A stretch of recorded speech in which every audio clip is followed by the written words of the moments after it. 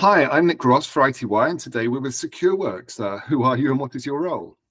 My name's Alex Tilley. I'm the sort of head of threat intelligence research for Australia, Pacific, Japan. Um, Basically, I research threats and do threat intelligence for this region mostly. I started with crime, but now I sort of branch out into everything. And for those who aren't familiar with Secureworks, how would you describe the company? Um, it's an everything company for security, I suppose, as in XDR, MSSP stuff, threat intelligence stuff, detection stuff, all that sort of stuff. So basically, we're sort of I would probably describe us best as a force multiplier to help organizations through their security journey and give them that level of confidence in their data. And how did they first come about? It turned out that Secureworks existed, and my understanding is that there was a company called DNS, funnily enough, in the UK that got bought, and then Michael Dell from Dell Computers liked us, so it became Dell Secureworks, and then Secureworks, a Dell company. So yeah, sort of we've grown over the years into what we've become today, which is a pretty unique, self-standing sort of business, still with a little bit of help from Dell. And what type of organizations do you work with?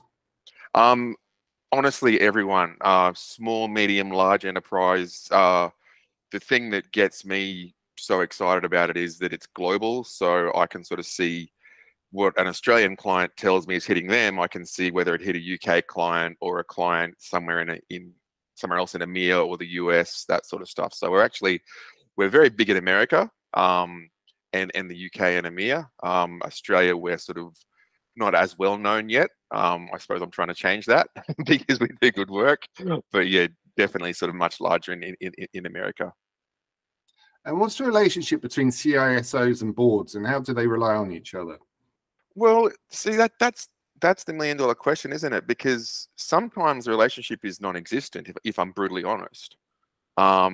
There needs to be a relationship. I think the relationship that should exist and does exist in a healthy relationship is one of a trusted advisor and a sounding board and someone who can bring initiatives and show that sort of level of confidence to the board that these things they're hearing about, in the papers or on the news or from their peer groups or whatever, we've got that covered. Because the first question that boards ask me when I go and brief boards on various things, because I quite like doing board briefings and C-level briefings, is how do we compare with our peers? So, and obviously that is a question of, if we have a bad day, are we doing enough as our peers are that we can say, well, we're doing industry best practice, that sort of stuff. So I find that there's a lot there of, get me the CISO. I hear that this company is doing X and Y. Are we doing X and Y? If not, why not? And give us a good reason why we're not. Or can we start a program of work, and can you give us an understanding of what that program of work will cost? So it's just that understanding of where they sit amongst their peer group and how well their assets are protected.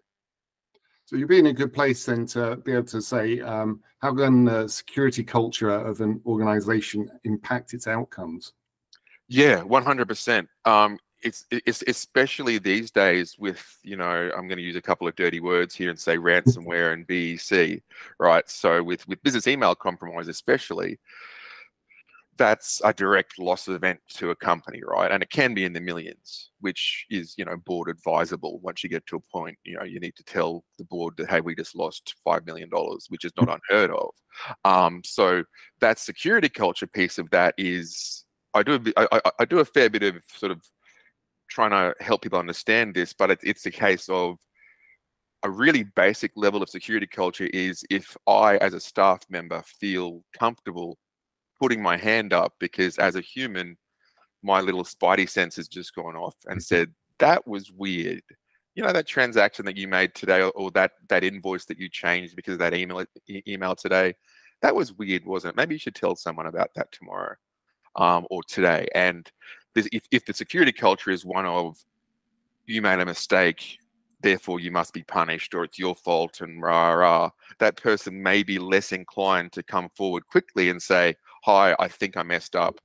And especially with the reason I use that example is, with the world of something like business email compromise or invoice alteration sort of stuff, you know, hours could be millions in recovering those funds, right? At a certain point, you're going to get nothing back. But in that first 24 hours, every hour that you delay trying to get in touch with your bank to organize the recoveries and, you know, all that sort of stuff, that can result in losing some more of that money. So I think that culture of, I can come forward and be comfortable that, you know, it'll all come out in the wash.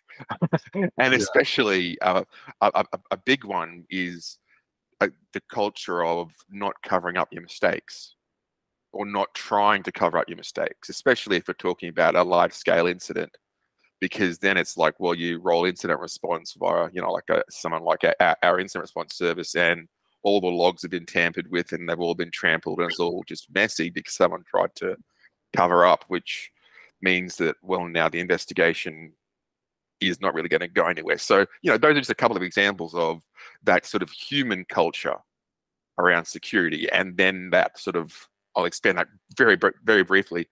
It's around that understanding that what I do as an individual impacts the company's success. And now with, again, ransomware, BEC, extortion, that type of stuff, the company existing in certain cases.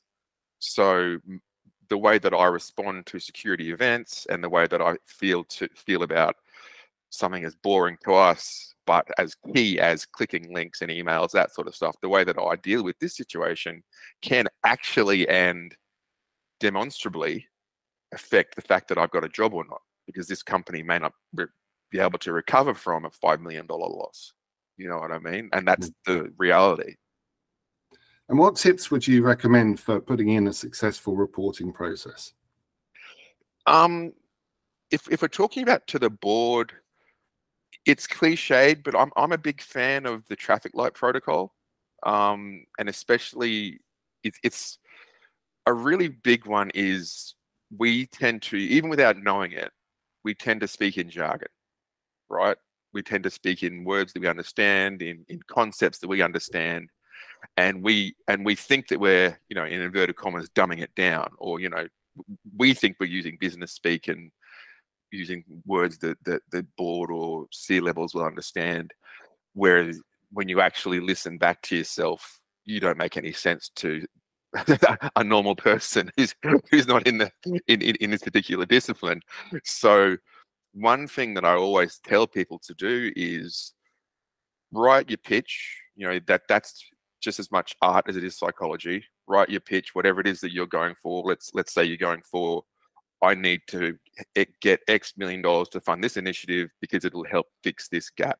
And that traffic light protocol of red, green, amber, sort of showing progression, that actually really helps. But delivering that pitch to someone who's not in your team. So getting your information together, getting what you want to say and how you want to talk about it, and then go and find someone from accounts payable, go and find someone from marketing, go and find someone from any other area that you may know, and say, can you give me 20 minutes? Let me run this at you and tell me if you understand what I'm saying. Because if you just grab one of your analysts and say, does this make sense? Of course they're going to say yes, because they know the game, right? They know the words that we use.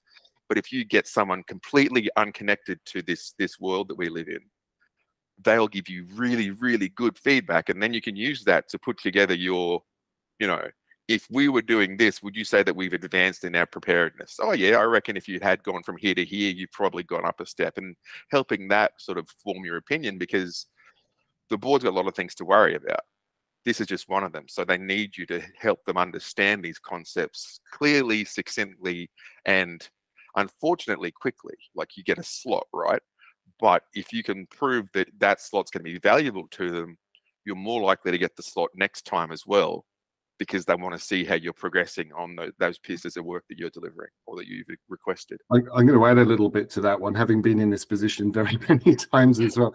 Is it when you explain it to your accountant or someone, your kind of like test subject, don't get frustrated that they don't know what you're talking about, because so many people do. It's like they're frustrated with themselves, but they take it out on someone else. You got to, and having done so many instructions, you got to write it out so a baby could put it together. Like, it's I'm sorry, triggered. on that one. Totally with you. I used to have back in my desk drawer at the AFP, one of my co-workers got me finger puppets, and I used to talk about things and then get the. Do I need to get the finger puppets out? Yeah, okay. So I get the finger puppets out and say, "Mr. Packet, rah, you know," but it worked. They got it, you know, and it was a bit of fun as well, but they got it. Yeah. So how can someone establish their role as a trusted and credible leader, and probably without using finger puppets? Yeah. I think definitely, like, pretty much what we just talked about, around your reporting being clear, concise, and understandable, and you have realistic expectations. And you made a really, really valid point. Check your ego at the door. They're going to ask you very strange questions. That's one reason that I really love talking to boards, is because they have questions that I've never heard before, and that makes me think, which I love. So they have a different way of thinking about things, and what things to worry about and concerns. So if you can address that, they're going to say, okay, well, you know, this person's been in front of us now. We gave them a test, and then we asked them back 3 months later, because obviously these things fill up, and they had shown us progress, and I understood what they said. Okay, yeah, get him back next month, because I want to see how more, you know, let's push him a bit. And then before you know it, you can be on that agenda just as a default, because that they know with that 20-minute slot, they're going to get value to help them understand where the company's heading in that sort of security direction, in real terms that they can use to help, you know, formulate other decisions. And how can other organizations work with you? You direct, or through the channel, or what? You can go through the channel, or you can just go to secureworks.com, and there's numbers there to call and get in touch with us there as well. Yeah. Okay. And is there anything else you'd like to add now you've got the iTWire audience listening in? Keep it simple. Don't try and be perfect. One of my key phrases is perfection paralysis. People who go, I need to do everything and fix everything, so let's do everything, and then nothing happens. Just pick a couple of crucial things and work through them. And one thing I'll leave on this. I'll leave on giving someone else a plug, because that's the way I roll. The ACSC and their Essential 8, a lot of people have forgotten what that document is and where it came from. But that document, if you're greenfields or if you're looking for a security initiative, the ones that are in there, that's a place to start. Grab that document, look what to do. I personally would probably push logging, patching, and multi-factor, probably multi-factor number one on everything you can, because it's easy these days. But yeah, I think if you are thinking you've got a little bit of perfection paralysis, or you don't quite know where to start, have a look at that document that the ASD or the ACSC now put out, because it is practical information that's born from real cases, not just what they reckon. Excellent. All right, Alex Tilley, thank you very much. Thank you.